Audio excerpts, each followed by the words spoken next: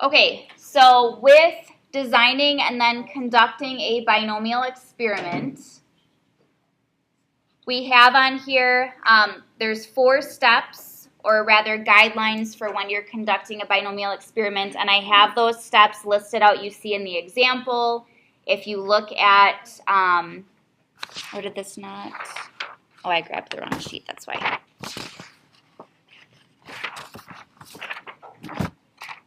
Does everybody have a back side of their sheet?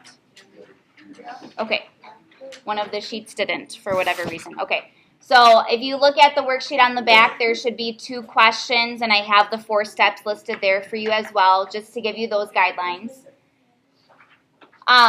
And these are the steps or guidelines we're going to be going through. So when you're conducting a binomial experiment, remember we're going to have a situation that has only 2 possible outcomes, and the probability of a success will be the same for each outcome or each trial. So we have, in step 1, you have to describe what a trial is for the situation, determine the number of trials to be conducted, and we'll talk about determining that number. I've actually determined the number of trials to be conducted for you on the 2 problems on the back, just so as you're working through that, because you'll probably, like I said, have time in class to do that, everybody's doing the same number of trials. Number 2, or step 2, is then to define what would a success be, what is considered a success, what's considered a failure, calculate the theoretical probabilities of a success and a failure, so what would be expected to happen, describe what the random variable x is, and then step 4 is to actually design and conduct a simulation, and we're going to be using an online number generator to determine the experimental probability, and then we'll compare the experimental probability, so the probability of success we actually got versus what the theoretical probability of success was. So in this example, it says conduct a binomial experiment to determine the probability of drawing an even-numbered card from a deck of cards. So I'm going just to highlight that, what we are trying to determine. Determine the probability of drawing an even-numbered card from a deck of cards. And then compare the experimental and theoretical probabilities of the experiment. And we're following those 4 guidelines or steps above. And I do have on here to use a random number generator to create a simulation. We're going to be using 52 trials. But I do have the website that you can type in to go here. So I'll be showing it on my screen, but if you wanted to get out your computer, you'll need it for the 2 problems on the assignment anyway, or if one person in your group wanted to get theirs out, just so you can see what this looks like and practice typing it in on your own as well. Let's see, I'll go. Once you type in that website, this is what it would look like. So it's random.org/integers.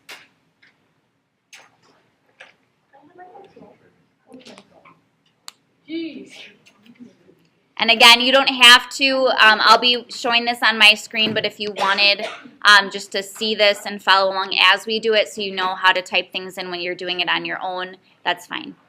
Okay, so that's just what it looks like if you are going there right now, or if you're going to wait, that's fine too.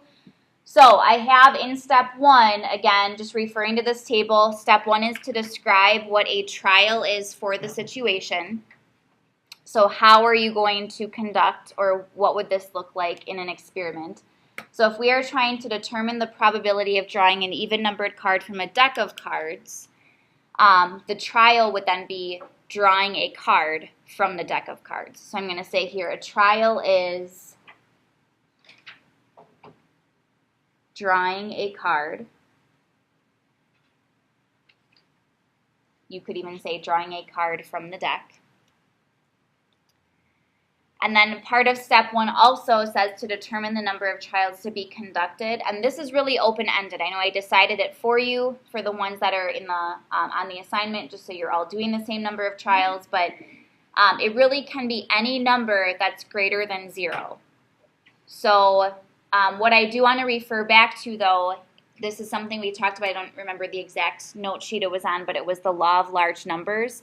So if we do a smaller number of trials, say we only did 5 trials, we drew 5 cards and we looked at how many even cards we drew, that experimental probability is probably going to be very different from the theoretical probability because we use such a small number of trials. Our sample size was very small. Versus if we did this 100 times, our experimental probability will be much closer to what you would expect to happen. So it really can be any number greater than 0. I had chosen for this example that we would do 52 trials just because there's 52 cards in a deck. So 52 trials. And I will say if we were actually not using a simulator, but if you had a deck of cards in front of you and you were drawing a card, this is drawing a card and then putting it back. So when we have 52 trials, it's not like you're just drawing each card and not putting it back. You are putting it back and then seeing how many even cards you drew out of 52. Okay, so describe a trial, determine the number of trials unless it's already determined for you. Step 2 is to define what a success would be. So since we are trying to determine the probability of drawing an even numbered card from a deck of cards, a success would be if we drew a card and it was even. So a success is drawing an even numbered card.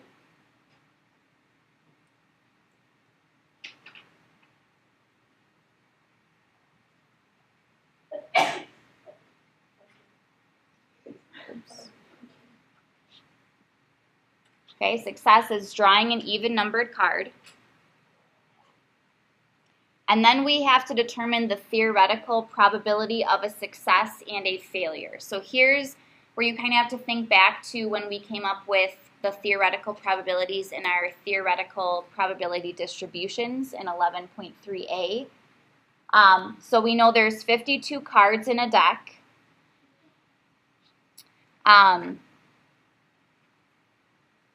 We would need to know of the 52 cards in a deck, how many of those cards are even. So I'm just going to list up here because there's 4 suits in a deck, and each suit has a 2, 3, 4, 5, 6, 7, 8, 9, 10, and then a jack, queen, king, and an ace.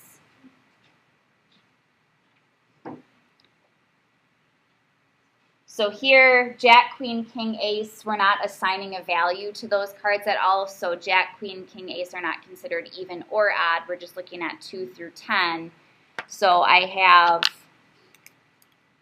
a 2, 4, 6, 8, and 10 that are even cards. So that's 1, 2, 3, 4, 5. And there's 4 of each of those. So in a deck of cards, there are 20 cards that are even, 5 in each suit, and there's 4 suits. There's 20 even out of 52 possible cards. Okay, so my probability of success would be 20 out of 52. But I can simplify that, divide by 4, and that would be 5 out of 13. So probability of success, you can leave it as a fraction, would be 5 out of 13. And then probability of a failure, again, all you have to do, we talked about this yesterday, is take 1 minus this number, or rather the probability of success added to the probability of failure. They should add to 1. So if this is 5 out of 13, if I subtract that from 1, I have 8 out of 13 as the probability of a failure. So the probability I would draw a card that is not even would be 8 out of 13.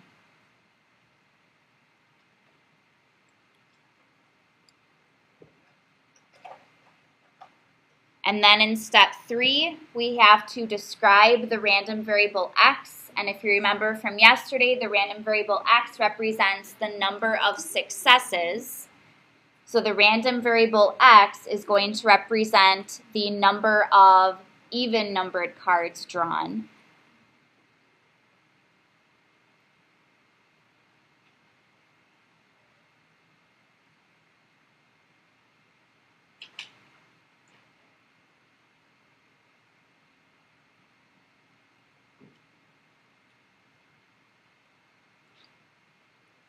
So the random variable x represents the number of even numbered cards drawn, the number of successes, in or out of, and I just have a blank here, so this again would be your number of trials. So here we're only doing 52 trials, so x is representing the number of even numbered cards drawn in 52 trials.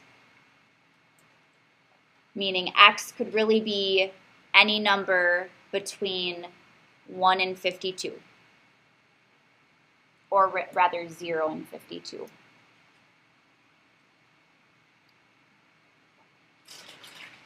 Okay, so at this point, are there any questions on what I'm filling in for steps 1, 2, and 3? It is identifying information we have talked about either yesterday or even in previous sections with the theoretical probabilities. Any questions on how I'm getting this information? Okay, so then in step 4, this is actually where we design and then conduct a simulation to determine what our experimental probability is, and then we'll see what we're going to be doing is comparing our experimental probability to this probability of 5/13, see how close our experimental probability is to that theoretical probability. So it says use a random number generator to create a simulation. And here I have assigned the integers 1 through 13 to accurately represent the probability data. Where I'm getting the numbers 1 through 13 from is from the denominator of my probabilities of success and failure. So I want you to understand for every problem, you are not using the numbers 1 through 13. So for example, if my probability of success and failure, instead of being out of 13 was out of 10, I would assign the integers 1 through 10.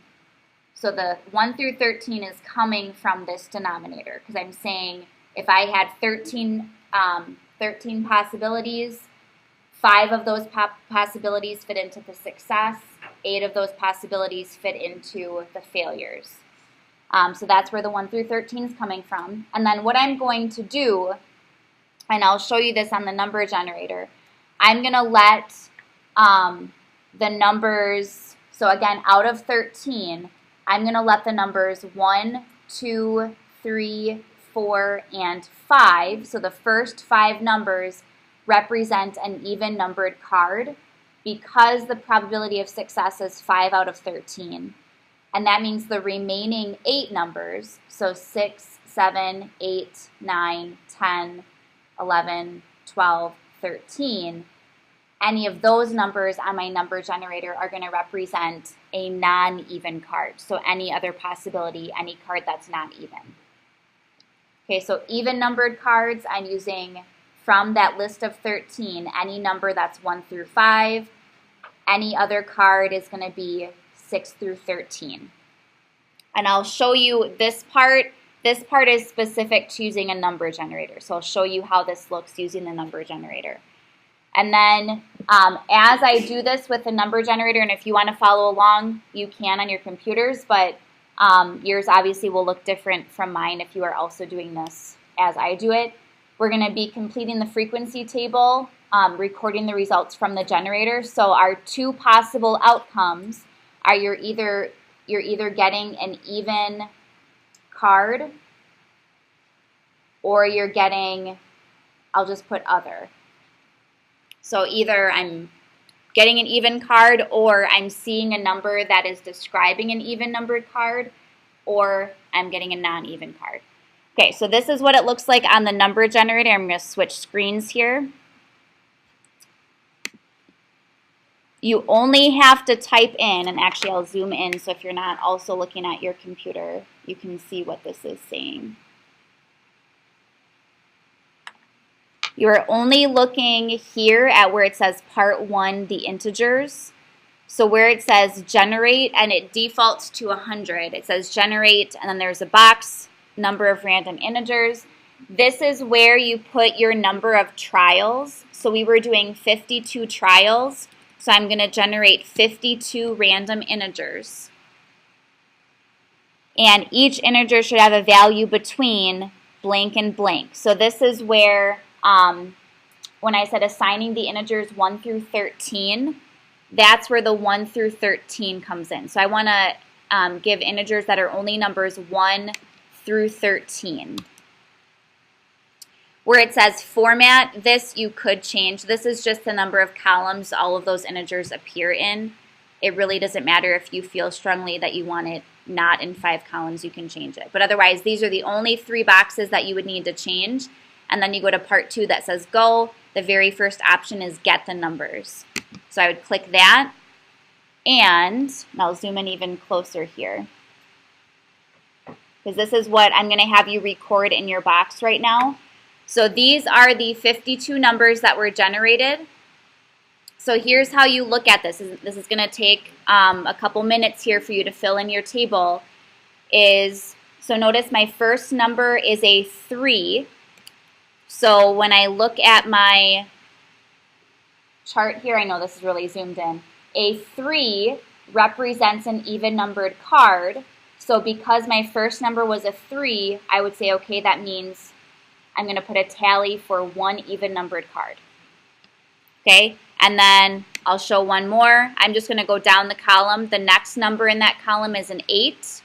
So if I look at my sheet, an 8 represents a non-even card. So I would put a tally in the other column. Okay, does that make sense? So in the end, you should have 52 tallies because there's 52 trials. So I'm going to put this screen up, and we can all just fill in our own sheets. Is this zoomed in enough? Can everybody see it? The numbers well enough? Maybe I can zoom in there. Maybe that's better. And then we'll make sure that we all have the same number of tallies, kind of compare with those that you're sitting by too. But again, in the end, you should have 52 tallies.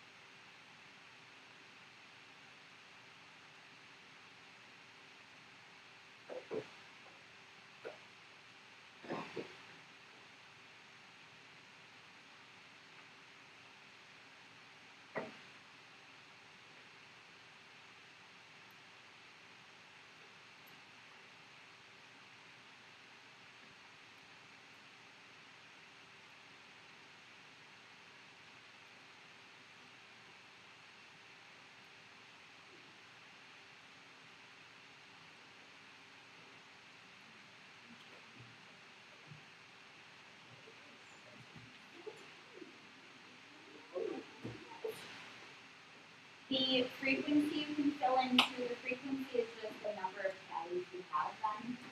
So even rather than counting your tallies, you could get all or total each of your tallies, get your frequencies, and your frequencies should add to 52.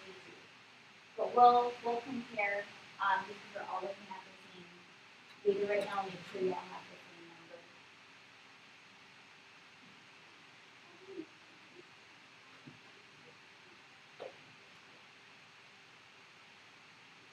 And if we were not using a simulator, or rather a random number generator, we could have done this by actually, again, having a deck of cards, and you would choose one card, tally if it was even or not, put it back, choose another card, tally if it was even or not, put it back, and do that 52 times. So using a simulator or a random number generator can make the simulations go more quickly, but we could have done this by actually drawing cards as well.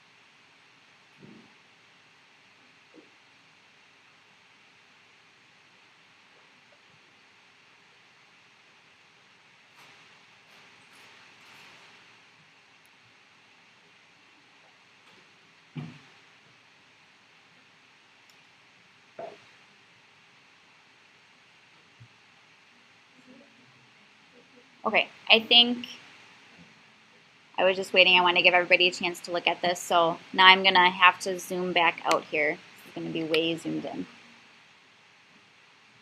All right, make sure we got the same number. So I got 24 that represented even and 28 that represented other. Did anybody else also get 24 and 28? Okay. Okay, and if you didn't, it's okay. I realize you're looking at this screen, and it can be easy to lose your place, so you just have to be careful when you're marking things down. But realize when you do this, if we were all doing this separately, we would all have different frequencies probably. It'd be rare if we had the exact same number of frequencies. But now the last part of this is then just doing a comparison. So it says, I have blanks again to fill in. So I have the experimental probability is. So up here we said our theoretical probability of success was 20 out of 52 trials, and that's 5 out of 13. Here I actually got, for even cards, I got 24 out of 52. So my experimental probability is 24 out of 52. I can simplify that. Again, I could divide them both by 4, and that would be 6 out of 13. Okay, and then I could, I left a blank for you to calculate this as a percent as well. So if I actually divide 6 by 13, this would be about 46%. And then I'm going to explain this blank here, but I also left blanks for you again to fill in the theoretical probability, and then I'll explain what I want you to put here. So, what you're doing is you're comparing, you're saying it's either greater than, less than, or equal to the theoretical probability. Our theoretical probability of a success was 5 out of 13. And 5 out of 13, I mean, we can obviously see 6 out of 13 is greater, but 5 out of 13 is about 38.5%. So our experimental probability we can see is greater than the theoretical probability. So you would just do a comparison. It's either greater than, less than, or it's going to be exactly equal to your theoretical probability. And then just kind of look at how close those are. So again, what I want to talk about, though, and just review with you, if, say, or this is kind of the reason too why I chose the number of trials for you in your assignment. I want you to all have the same. I don't want somebody to say, oh, I'm only going to do 5 trials. If you only did 5, your experimental probability would be most likely way off from the theoretical, versus if we would have even done more than 52 trials, these aren't that far apart from each other, but if we would have done more trials, the more trials you do, the closer these values are to one another. So that's why it's better when experiments are conducted that large sample spaces or large number of trials are used.